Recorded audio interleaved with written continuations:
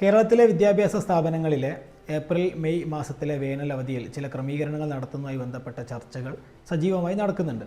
നമ്മുടെ വിദ്യാഭ്യാസ മന്ത്രി ഈ ഏപ്രിൽ മെയ് മാസത്തിലെ വേനൽ അവധിയിൽ നിന്ന് മാറി ജൂൺ ജൂലൈ മാസത്തിലേക്ക് ഒരു മഴക്കാല അവധി എന്ന രീതിയിൽ ഇതിനെ മാറ്റണമെന്നൊരു നിർദ്ദേശം വെക്കുകയുണ്ടായി. കഴിഞ്ഞ ദിവസം ഇന്ത്യയുടെ ഗ്രാൻഡ് മുഫ്തിയായിട്ടുള്ള A P Abubakar Musliyar A P. ഉസ്താദ് ഇതുമായി ബന്ധപ്പെട്ട ചില നിർദ്ദേശങ്ങൾ വിദ്യാഭ്യാസ മന്ത്രിയുടെ മുന്നിലേക്ക് വെക്കുകയുണ്ടായി. ഇതുമായി ബന്ധപ്പെട്ട കാര്യങ്ങളൊന്ന് ചർച്ച ചെയ്യാം. പതിറ്റാണ്ടുകളായിട്ട് നമ്മുടെ നാട്ടിൽ വിദ്യാഭ്യാസ സ്ഥാപനങ്ങൾക്ക് അവധി കൊടുക്കുന്നത് ഏപ്രിൽ മെയ് മാസത്തിൽ വേനൽ അവധി എന്ന രീതിയിലാണ്.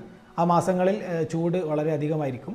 അതുകൊണ്ട് തന്നെ സ്കൂളുകളിൽ വെള്ളത്തിന് ക്ഷാമം ഉണ്ടാവും, അതുപോലെ കുട്ടികൾക്ക് സൂര്യാതാപം ഏൽക്കുക അതുപോലുള്ള പ്രശ്നങ്ങളുണ്ടാവും, നിർജ്ജലീകരണം ഉണ്ടാവും. ഇതെല്ലാം കുട്ടികളുടെ പഠനത്തെ ബാധിക്കും. ഇതൊക്കെയാണ് ഇതിനൊരു പ്രധാനപ്പെട്ട കാരണം എന്ന് പറയുന്നത്. നമ്മുടെ നാട്ടിലെ വെക്കേഷൻ ഏപ്രിൽ മെയ് മാസത്തിലേക്ക് വേനൽ അവധി എന്ന രീതിയിൽ വന്നതിന് മറ്റു ചില ചരിത്രപരമായ കാരണങ്ങൾ കൂടിയുണ്ട് എന്ന് പറയാറുണ്ട്. അതെന്ന് പറയുന്നത് ബ്രിട്ടീഷുകാർ നമ്മുടെ നാട് ഭരിച്ചിരുന്ന സമയത്ത് അവരുടെ വിദ്യാഭ്യാസ സ്ഥാപനങ്ങളും കച്ചവടങ്ങളും മറ്റു വ്യവസായശാലകളും ഒക്കെ നടത്തിയിരുന്ന സമയത്ത് അവർക്ക് ഈ ഏപ്രിൽ മെയ് മാസത്തിലെ ചൂട് അതികഠിനമായി തോന്നുകയും ആ ഒരു സാഹചര്യത്തിൽ അവർ സ്ഥാപനങ്ങൾക്കെല്ലാം തന്നെ അവധി പ്രഖ്യാപിച്ചുകൊണ്ട് ഹിൽ സ്റ്റേഷനുകളിലേക്ക് പൂർണ്ണമായും താമസം മാറ്റുകയും ചെയ്യാറുണ്ട്. അങ്ങനെ ചെയ്തിട്ടുണ്ട്. ആ ഒരു രീതി അതുപോലെ ഫോളോ ചെയ്തു വന്നതിൻ്റെ ഭാഗമായി കൊണ്ടാണ് നമുക്കും ഏപ്രിൽ മെയ് മാസത്തിലൊക്കെ നമ്മൾ വിദ്യാഭ്യാസ സ്ഥാപനങ്ങൾക്കൊക്കെ അവധി കൊടുക്കുന്നതിലേക്ക് പോയിട്ടുള്ളത് എന്നും പറയാറുണ്ട്.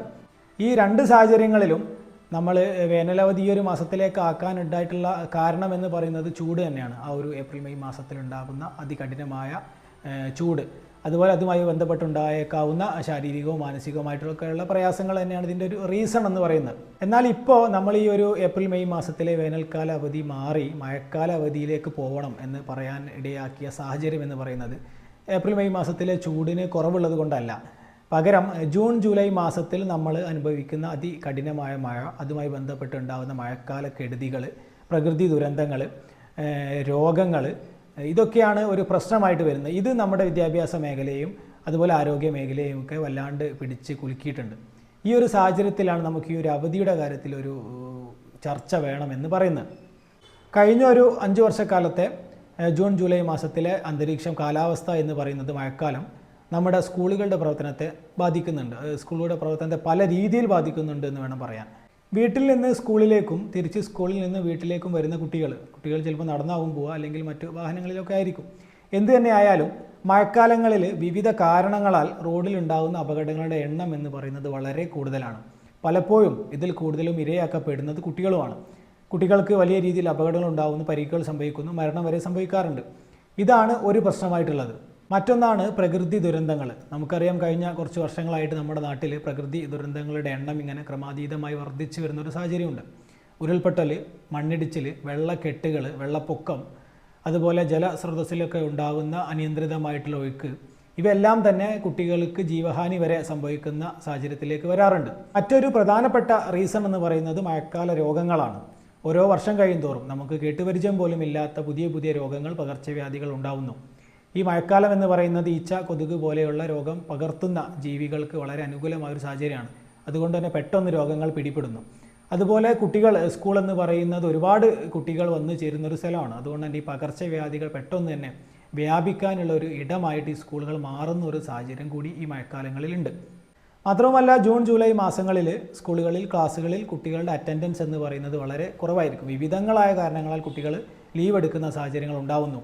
ആ സമയങ്ങളിൽ തന്നെ കുട്ടികൾക്ക് പാഠഭാഗങ്ങൾ നഷ്ടപ്പെടുന്നു. അങ്ങനെ ഒരു പ്രശ്നം കൂടിയുണ്ട്. ഇവിടെ പറഞ്ഞിട്ടുള്ള പ്രശ്നങ്ങളെ മറികടക്കാൻ വേണ്ടി സംസ്ഥാന തലത്തിലോ ജില്ലാതലത്തിലോ ഈവൻ ഒരു പർട്ടിക്കുലർ സ്കൂൾ മാത്രമോ ഒക്കെ അവധി പ്രഖ്യാപിക്കുന്ന സാഹചര്യങ്ങൾ ഉണ്ടാവാറുണ്ട്. അതൊരു പ്രിക്വേഷൻ എന്നുള്ള രീതിയിൽ പകർച്ചവ്യാധികൾ ഉണ്ടാകുമ്പോഴോ മഴ അധികമാകുന്ന സമയത്തോ മറ്റു പ്രകൃതി ദുരന്തങ്ങൾ ഉണ്ടാവാൻ സാധ്യതയുള്ള സമയങ്ങളിലൊക്കെ മുൻകൂട്ടി സ്കൂളുകൾ അവധി പ്രഖ്യാപിക്കും.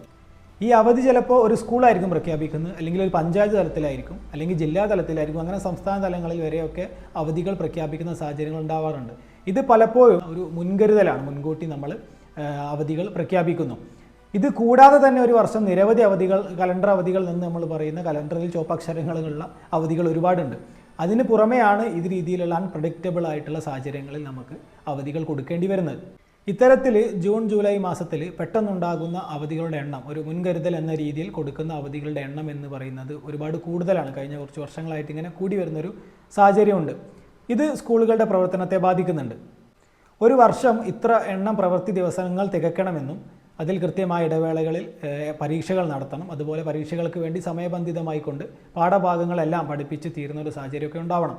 എന്നാൽ ഈ രീതിയിൽ അനിയന്ത്രിതമായി ഉണ്ടാകുന്ന അവധികളൊക്കെ സ്കൂളുകളിൽ കൃത്യമായ പ്രവൃത്തി ദിവസങ്ങളിലേക്ക് എത്തുന്നതിനൊക്കെ ബുദ്ധിമുട്ടുകൾ ഉണ്ടാകുന്നു. പാഠഭാഗങ്ങൾ കൃത്യമായി തീരാത്ത സാഹചര്യങ്ങളൊക്കെ ഉണ്ടാകുന്നു. ഞാൻ ഇതുവരെ പറഞ്ഞിട്ടുള്ള പ്രശ്നങ്ങൾ നിലനിൽക്കുന്നത് കൊണ്ടാണ് ജൂൺ ജൂലൈ മാസങ്ങളിൽ സ്കൂളുകൾക്ക് അവധി കൊടുത്താലോ എന്നൊരു ചർച്ചയിലേക്ക് തന്നെ പോകാനിടയായിട്ടുള്ളത്.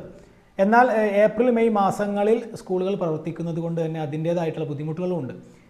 ജൂൺ ജൂലൈ മാസങ്ങൾ മഴയുടെ ഒരു എക്സ്ട്രീം ലെവലാണെങ്കിൽ ഏപ്രിൽ മെയ് മാസങ്ങളിൽ ചൂടും അതിൻ്റെ ഒരു എക്സ്ട്രീം ലെവലിലേക്ക് പോകുന്ന ഒരു സാഹചര്യമാണുള്ളത്. ഏപ്രിൽ മെയ് മാസങ്ങളിൽ അമിതമായ ചൂട് കാരണം കുട്ടികൾക്ക് പ്രയാസങ്ങൾ ഉണ്ടാകുന്നു, സ്കൂളുകൾക്ക് പ്രയാസങ്ങൾ ഉണ്ടാകുന്നു. അതുപോലെ തന്നെ ജൂൺ ജൂലൈ മാസങ്ങളിലാണെങ്കിൽ അതിഭയങ്കരമായിട്ടുള്ള മഴ കാരണങ്ങളും ഒരുപാട് പ്രയാസങ്ങൾ ഉണ്ടാകുന്നു. അതുകൊണ്ട് തന്നെ ഇതിലേത് ചൂസ് ചെയ്യണം എന്നുള്ളത് ഒരു പ്രശ്നമായിട്ട് നിലനിൽക്കുകയാണ്. വളരെ പെട്ടെന്നൊരു തീരുമാനം എടുക്കേണ്ട ഒരു വിഷയമല്ല ഇത്. ചാടി വീണ ഒരു തീരുമാനം എടുക്കാൻ പറ്റില്ല. കാരണം ഇതിൻ്റെ പിന്നിൽ ഒരുപാട് പഠനങ്ങൾ ഇനിയും നടക്കേണ്ടതുണ്ട്. ഒരുപാട് വിദഗ്ധരുടെയൊക്കെ നിർദ്ദേശങ്ങൾ നമുക്ക് തേടേണ്ടതുണ്ട്. പെട്ടെന്നൊരു തീരുമാനം എടുക്കേണ്ട ഒരു കാര്യമല്ല ഇത്. നമ്മുടെ കേരളത്തിൻ്റെ ഒരു സവിശേഷമായ സാഹചര്യം കൂടി ഇതിലൊരു പ്രശ്നമായി വരികയാണ്. കാരണം രണ്ട് കാലാവസ്ഥകൾ അതിൻ്റെ ഒരു പീക്ക് ലെവലിൽ എത്തുന്നു എന്നുള്ളതാണ്.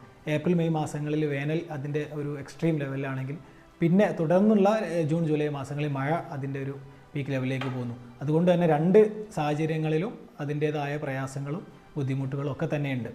എന്തായാലും നമ്മുടെ വിദ്യാഭ്യാസ സംവിധാനങ്ങൾ കൃത്യമായ പഠനങ്ങളിലൂടെയൊക്കെ ഉചിതമായിട്ടുള്ളൊരു തീരുമാനത്തിലേക്ക് എത്തട്ടെ. അവരങ്ങനെ തന്നെ നല്ലൊരു തീരുമാനം ഈ ഒരു വിഷയത്തിലും എടുക്കും എന്ന് നമുക്ക് പ്രത്യാശിക്കാം.